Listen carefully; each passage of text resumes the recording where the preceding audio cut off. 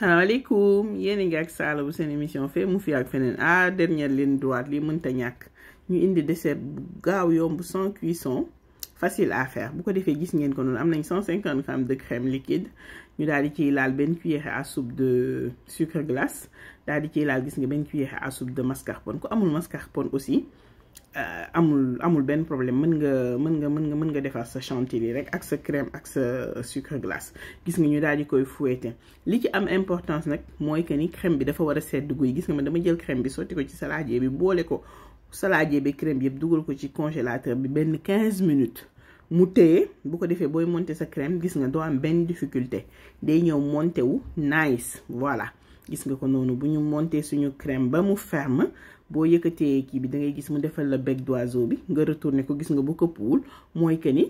sa crème ferme na léegi ma daal ci benn cuillère à soupe de Nutella gis nga ko daal di koy yëngal mélanger ko daal di jël sama poche à douille ku amul poche à douille mun nga ko def rek ci sachet de congélation wala mbuus benn dërëm yi sax sans aucun problème gis nga man comme sama douille sama poche sax amul douille donc du coup gis nga ko damay ñëw jël sama biscuit kii la beurre yi voilà daal di ko ci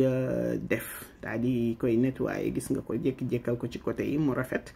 ma répété processus bi gis nga ko noonu def ci biir crème bi ba mu bëri voilà ma jël pare côté yi voilà ba mu liis rafet jëlal ñu daal di teg bu ko defee ñu jàll ci étape bi ci topp mooy dama jël biscuit yi daal di koy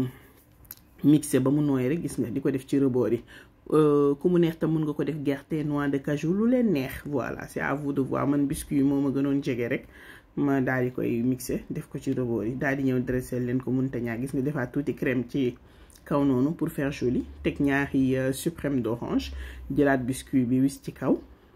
daal di nag seeyaloon naa tuuti chocolat ak tuuti crème liquide ma ñëw décorer ko jëlal mënta ñàkk teg sama benn petit café noonu ci côté bi lii moom day neex gone day neex mag ndegam man maa ci fo yu doy waar ku ko jox mag mën na koo foye ku ko jox xale mën na koo foye xam naa dessert bi moom dina faire plaisir à suñu doom yi parce que c'est pratique ba pare neex na c'est très très bon gis nga bu la neexee nga dressé ko nii ci plat bu la neexee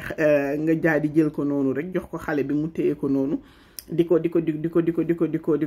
siroté jëlal nga daal dagg suprême d'orange bi boole ko moom mu indi tuuti acidité délicieux gis nga ko ku mu neex tam nii rek nga koy téye daal di cay xàmp bu leen fàtte abonné aimer partager soo leen amee question ci commentaire bi la merci beaucoup